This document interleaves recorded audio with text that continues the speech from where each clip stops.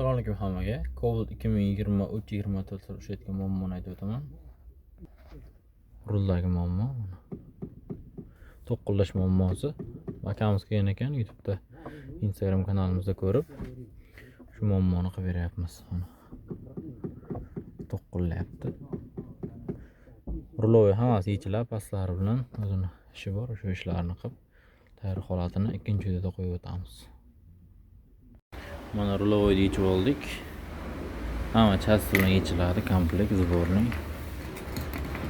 Metkalar qo'yib, zavodga yoqib yechib olamiz hozir. Mashinamiz tayyor bo'ldi. Umorda to'qqillash degan narsa yo'q. Hammasilari yechilgan, hozir terib tashladik. Umuman zazorlar yo'q. Hammasi zavodskiydek. Kimda shunaqa muammolar o'tgan bo'lsa, olib kelsalar chiroyli qilib beramiz. Usta haqqi 300 ming so'm bo'ladi. E'tibor uchun hammaga rahmat.